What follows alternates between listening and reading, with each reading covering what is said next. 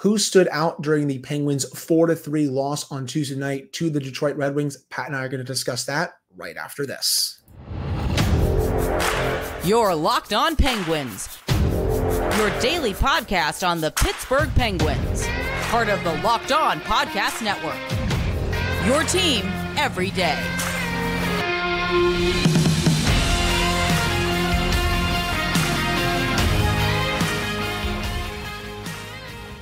Hello, welcome back to another episode of the Locked On Penguins podcast. I am one of your hosts, Hunter Hodes. To my right, as always, is my co-host, Patrick Damp. You can follow me on Twitter at Hunter Hodes. You can follow the show's Twitter at LO_Penguins, and you can follow Pat on Twitter at Synonym for Wet. Of course, thank you all so much for making this your first listen / watch of the day. So, quite a few things happened during that game against the Red Wings. Yes, the Penguins lost, but I really don't care if they lose preseason games, and neither should you, whether you are listening to the show or watching the show on YouTube. But my biggest standout, jumping into it now, I'm going to channel the inner Shaq meme from social media here with Radim Zohorna. I owe you an apology. I wasn't familiar with your game. Well, I am now, because he was awesome on Tuesday night. Scored the first goal off of a beautiful pass from Valtteri Puuston. That was an NHL caliber level pass right there. And then Zohorna was a forechecking menace in the Red Wing zone. Sets up that second goal to Puuston, getting the puck away from a couple of Red Wings players, using that big body of his to get the pass to Puuston. He was a forechecking menace that whole game, really responsible in his own zone, showed off his finishing ability. He still may not make the team out of camp, but damn, he's making quite a big push. And at the very least, he should be the first player called up from Wilkes-Barre if he does not make the team. He was flawless on Tuesday night. Oh, yeah. We got to channel Plankton from the SpongeBob movie here and pull out Plan Z, because my God, did he look good last night. It was exactly what we've talked about on this show for the last week or so about this training camp with guys at the fringe of the roster and some of the younger players. While they're not going to get penciled in for a spot on the opening night roster, their biggest challenge is to make management and the coaching staff's decisions difficult. And last night, Zohorna did that. And it wasn't just the numbers. It wasn't just the top line numbers. He did a lot of things really well, especially for a guy who's angling for a bottom six job on this team. He played with speed. He played aggressive. He went to the net. He wasn't afraid to shoot. He did all those little things that you want to see out of a bottom six player. And, you know, we said it yesterday, and I said it yesterday. Yeah, you're not expecting to see a transcendent performance in a preseason game. And while this certainly wasn't a transcendent performance, it was a damn good one. Absolutely. And I even tweeted during the game that I want to see more of him, because his 5-on-5 underlines in a very small sample are pretty good. Now, I don't know if those can hold up for a full season, but his points per 60 was around 1.2, 1.3 when he was with the Penguins. That's solid, especially for a bottom six winger. And he's going to get an even bigger look on Thursday, Pat, when the big guns come out to play the Sabres. The lineup was just released before we started recording. We're going to dive into that a little later on in this episode. But the fact that he's getting a big look there shows how serious the coaching staff is considering him for a spot in the every night lineup. I was just so impressed by him last night. Yeah, he had a great game. Another player we've talked about on this show also stood out really well, and that's Sam Poulin. I thought he started really making a strong case to, if not make this roster, be right behind Zohorna as the next call up, because this is what we've been talking about with these younger players, especially, is you have to make the decision difficult. But not only do you have to do that, you have to be able to put together consistently good games, because we've seen it forever and ever as long as this sport's existed. A guy can have a good game and then disappear for 3 or 4 and then pop back up again. So the challenge for a lot of the younger players in this camp was to string together a couple good performances. And after the first split squad games and then last night in Detroit, Sam Poulin has put together 2 very solid performances. So he's making his case to either make this roster or be right in line to be called up as soon as it's needed. And the goal that he scored was beautiful too. The way that he was able to protect the puck, find a little bit of a soft spot between the Red Wings goalie and the net and just fire the puck in there. Beautiful stuff. I think he's playing some of the finest hockey that he's played. And we saw it last year at camp in the preseason. He got down right to the final day of cuts. And I expect that to be the case here as well. As I don't know what the heck just happened there. Something came in my eye for some reason there. But hey, we're all good. We're just going to roll with it. Overall, though, really liked his performance, as well as Valtteri Pustin's another player who I think, I guess, is a mini dark horse to make the team, a player who I don't expect to get on it, but he is also making the coaching staff think about this pretty hard. That pass that he had to Zohorna to get things going for the Penguins was a thing of beauty. And his vision is very good. I love it. He has a great shot as well. I thought he also played well in his own zone, things that Mike Sullivan really likes to see from some of those younger players. Again, I think he's going to start the season in Wilkes-Barre, but maybe he does get more of a sample this year when there are injuries. He only has 1 game of NHL experience. Maybe that changes here at some point this season. But I really liked what I saw from him. And overall, just generally speaking here, Penguins have a lot of these players that may be down in Wilkes-Barre, but are potentially ready for full-time NHL gigs. And when someone goes down this year, especially if it's like a bottom 6 player, that player could be replaced for a little bit, and it'll be like, I guess, fine, because some of these Wilkes-Barre kids are ready to go into the way. Here's the question that I think Mike Sullivan has to ask himself. Does he want to put together a defensively accountable defense-first bottom 6, or does he want to roll the dice a little bit? Because there is some young offensive talent in Wilkes-Barre that could make up this bottom 6. And they could also fill in when there are injuries in the top 6. So this is going to become kind of the narrative, kind of the decision coming out of the preseason is what direction do they want to go with the bottom 6? Because you can see a world where Puustinen, Poulin, Zohorna make the team and play on a 3rd or 4th line along with guys like Drew O'Connor and Matt Nieto and Lars Eller and Noel Acciari. And maybe you all of a sudden have a little bit more of an offensive push in your offensive lineup rather than kind of a steep drop-off between the top 6 and the bottom 6. Now, you'd still have a drop-off, but maybe there's a way to mitigate that drop-off if you decide to go with some of these younger guys with offensive upside. It would be a big risk just because a lot of these players don't have a lot of NHL experience, but I think it's also one where I would kind of like to see where it goes. Puustinen has that offensive upside. Sam Poulin also has a little bit of that offensive upside. Radim Zohorna definitely has that offensive upside. We just saw it on Tuesday night. It all comes down to, though, how does Mike Sullivan feel about those younger players compared to some of those vets that Kyle Dubas brought in? Vinny Hinostroza, Andreas Janssen, Matt Nieto, Lars Eller, all those guys. I mean, we know Eller is going to be in the lineup full-time, Nieto probably too, but the other players that I named before, that's who I think these guys are mainly competing with. And it's going to come down to maybe Sullivan going out of his comfort zone a little bit because he usually does trust a lot of the vets. I mean, and heck, Pat, a lot of these coaches do that. They love their veteran players. They don't take as many risks with younger players. But I do hope Sullivan, I guess, changes in that regard because there are players in the Penguins system right now who are probably ready for the NHL.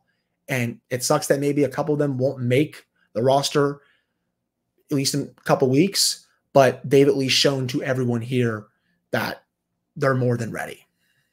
Agreed. And lastly, but not leastly, we do have to bring up a guy whose name I've been getting incorrect apparently all offseason, and that's Alec Nedeljkovic. I've been not putting an H at the end of it and just saying shame on you. I thought he was great last night. He was the entire reason that they got out of that first period tied and not down 4-5-1. But like we said on the show, that was a lot of Detroit's regulars playing last night, whereas it was the Penguins' B or C squad. So you kind of expected at some point that Detroit would kind of take over the game a little bit and get some consistent, sustained pressure. And they did right out of the gate. And if it wasn't for Nedeljkovic, that game would have gotten out of hand real quick.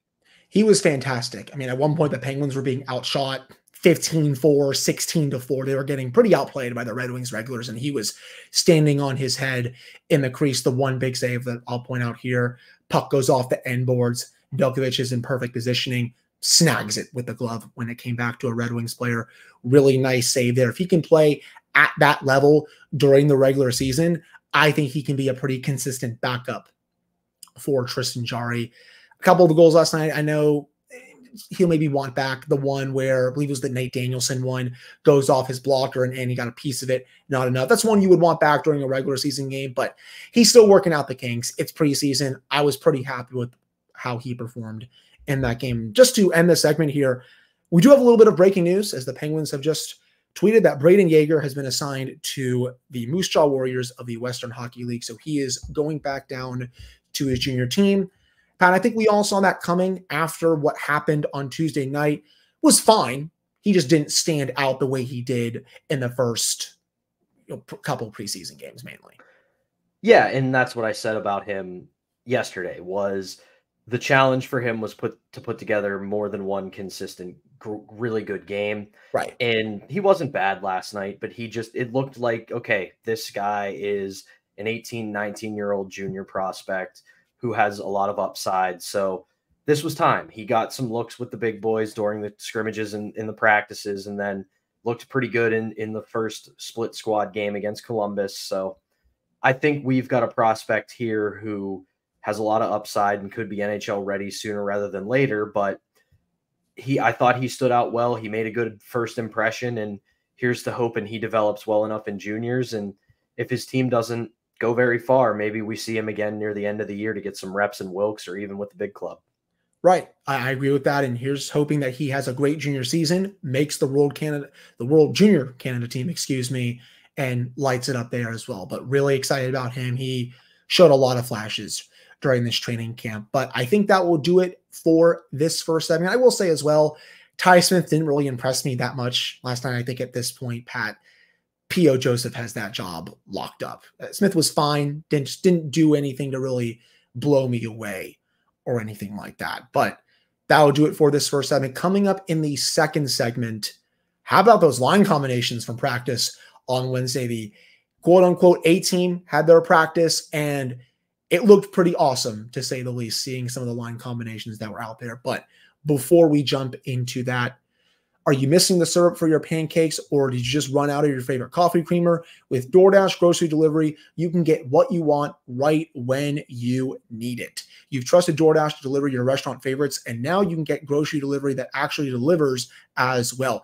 You will get exactly what you ordered, or they will make it right. So sit back and enjoy quality groceries just like you picked them yourself. With easy substitutions right in the app and best-in-case customer support, DoorDash delivers groceries exactly how you want it.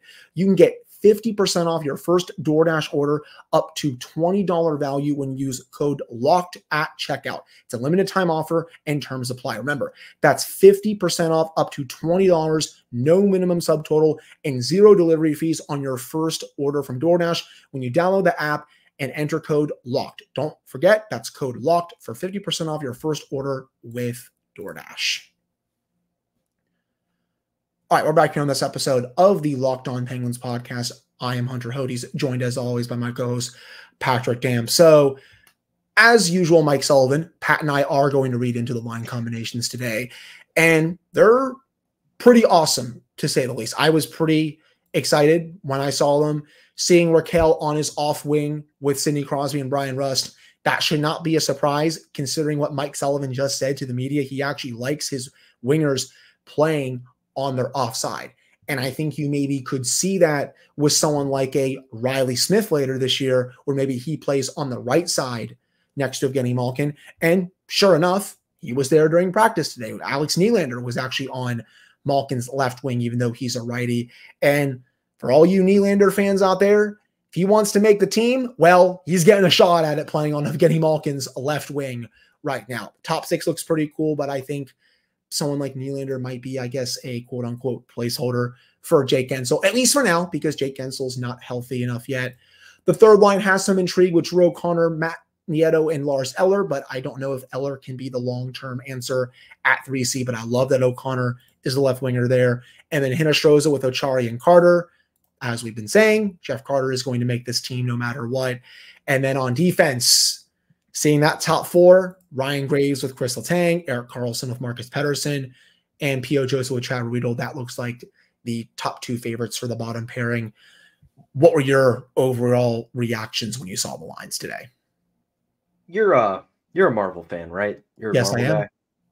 So you know that Dave Bautista played Drax in Guardians of the Galaxy, right? The wrestler. Yes, of course. I felt like him in WWE Monday Night Raw when I saw Raquel on Crosby's wing just going, "Give me what I want!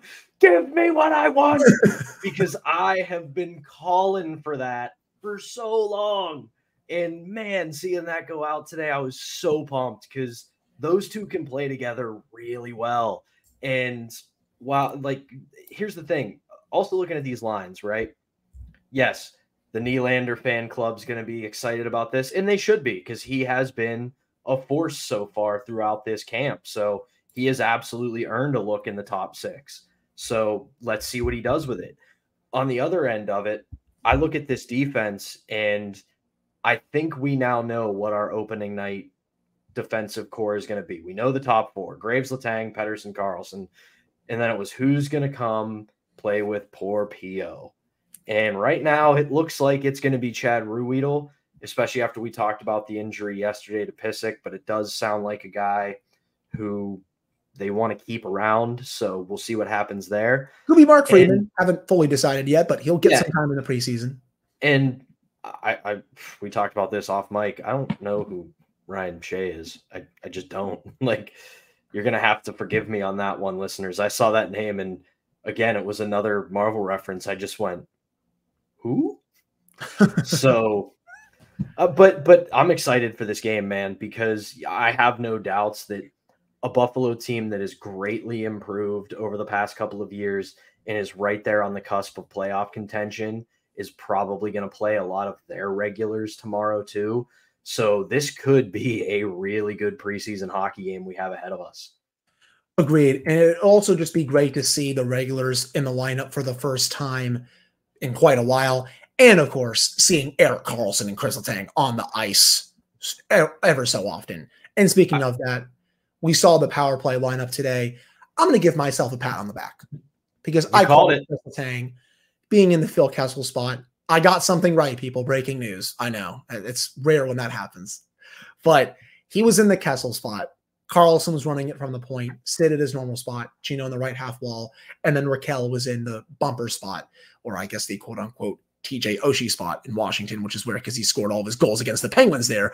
But that is a mint power play setup. It's a mint unit, if you want to say that too. And we need to get a glimpse of this on Thursday because I think fans are going to lose their absolute minds. Here's the best thing about this power play is that it is going to find a way once it clicks to beat you in a variety of ways because the amount of skill on that unit is probably unmatched. You're probably not going to find a better skilled top power play. But having Letang and Malkin on the wings, if the tic-tac-toe mismatches aren't working, it's just going to be bombs away. Set up Malkin for a one-timer, set up Letang for a one-timer. Okay, that didn't work. Let's do it again. And just whatever poor goaltender's sitting in net that night is going to be under siege. And then once Jake Guentzel comes back, low-key, one of the best parts of Jake Gensel's games is he can clean up the front of the net in the offensive zone. So after one of Karlsson, Malkin, or Letang blast one on net, oh, look, there's Jake Guentzel, a casual 40-goal scorer just sitting right in your kitchen. So, and that doesn't even get into talking about how Sidney Crosby is on this unit too. Like, how? How are we this spoiled? And he's in his office behind the net, and he's going to be making things happen from there, as he always does. I can't wait to see the plays that he makes with the puck on his stick, just because of the vision that he has on the ice is absolutely absurd. I love what Chris Letang said, by the way, today, when I saw a couple tweets on social media saying, like, yeah, I played the point for quite a long time. It's a little bit of a change. Okay, he's not going to care that much. He'll get used to it. He has a great ability to see the ice from anywhere on it, even in the Kessel spot. He is deadly both passing-wise and shooting-wise from there. Been saying it all along. You put him there. That's the biggest thing the Penguins have been lacking on this power play since Phil left. They have not found a true replacement for him. And while Letang's release is nothing like Kessel's, trust me, I know that. Phil has a 1 in a million release, and you can't replace it. No. Letang's is still very good, and his playmaking ability from there, I would argue, is better than Kessel's. And I think that's why you're going to see this unit light up a lot of teams this year. Yeah, sorry, Sully. I'm overreacting to this one, man. Like I at this point, this is also something that could actually, like, when, old school hockey fans love to talk about deterrence. This might be a deterrent in general, just for teams to play more conservative against the Penguins, because do you really want that power play to trot out against you? I sure wouldn't. So this might be a case where they just have that nuclear bomb sitting in the bench and just going, go ahead, take a penalty. We'll drop this thing. Teams are going to have to be super careful about taking penalties against this team this year. And again, just hope the zone entries are also cleaned up. Please, God. First time I see that stupid drop pass going up the ice on the power play, I'm going to throw something out my window probably, but I had to throw that out there too. But that would do it, I think, for this second segment. Coming up to end the show, Pat and I are going to go over the lineup that was announced for the preseason game on Thursday and go into a little bit of what we're looking for before we preview the game on Thursday. We'll be going a little earlier on Thursday. We'll have the episode up before the usual time, but stick around for that, coming up right after this. All right, we're back here on this episode of the Locked On Penguins podcast. I am Hunter Hodes. That is Patrick Dam. So we kind of hinted at it during the second segment. All of the big guns are basically going to be playing in this game, but you'll also have other players like Drew O'Connor. Can he cement himself with this game? Alex Nylander, we assume he's going to be playing on Evgeny Malkin's left wing. How does he do in a top six role? Can he take advantage of this situation? Brian Rust, Riley Smith will make his debut. Lars Eller will play. Austin Wagner, who I thought had a pretty good game a couple nights ago as well, he will be getting a look here. Could he cement himself as a player to get one of those open bottom six spots to start the season? I'm going to have my eye on him outside of some of the big guns. Noel Acciari redeems Zahorna. We already discussed him a lot. Raquel, Malkin, Carter, Nieto, Crosby. Then, of course, Riedel, Ryan Shea, Ryan Graves, Marcus Pettersson, Mark Friedman. The other regulars, Letang, Carlson, Joseph, and then we assume that Tristan Jarry will be getting most, if not all, of the game. Outside of the big guns, and maybe someone like Redeems or Horner, who we already discussed, who are you looking forward to really keeping your eye on for this one? Just like yesterday, I'm keeping my eye on P.O. Joseph again, because I want him to play definitively tomorrow night. By the looks of this lineup, he's going to be on the third pairing, obviously. But I want to see how he adapts or adjusts, because if I'm him, don't do anything different. You're going to get less ice time. You're going to get less opportunity.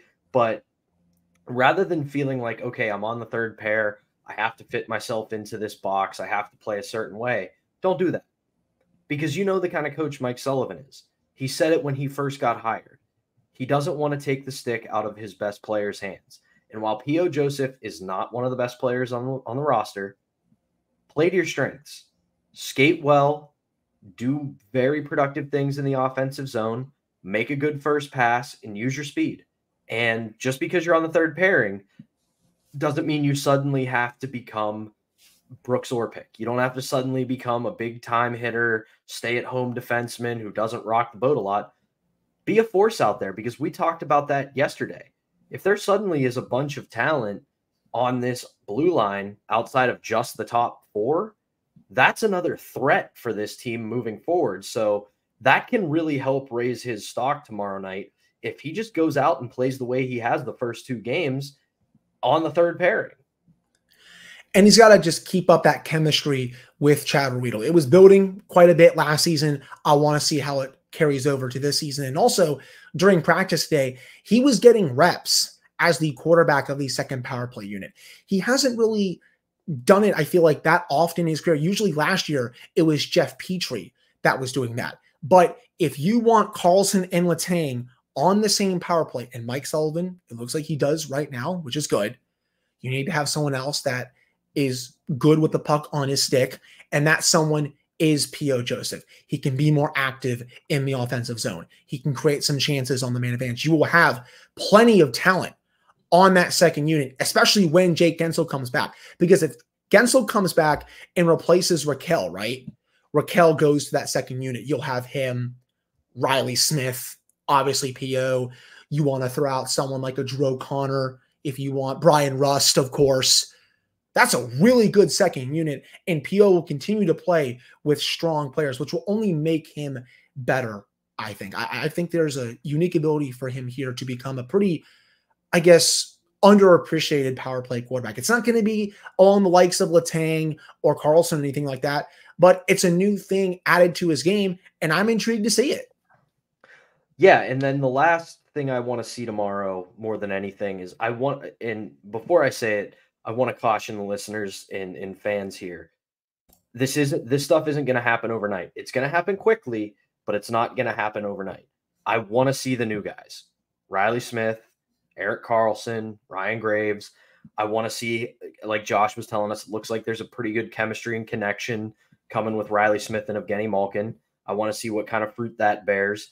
I want to see how Ryan Graves and Chris Letang work together. I want to see how Marcus Pettersson and Erik Karlsson work together. So I want to see how these guys fit in, because they're not being part of a newly built lineup. They're getting inserted into parts of the lineup that have been there for years. So I want to see how these guys mesh and how they play. You took the words right out of my mouth there, to be honest. I can't wait to see Pettersson with Karlsson, Graves with Letang. It was pretty obvious, I think, from right when training camp opened that they were going to try Graves with Letang, and it makes sense considering all the money they just gave him. Outside of that, though, I mean, this is easy, though. Tristan Jarry, let's see what he looks like. And I know it's preseason. It doesn't really mean that much, but I want to see what he looks like fully healthy now, even though it's just preseason. He's probably going to get the whole game.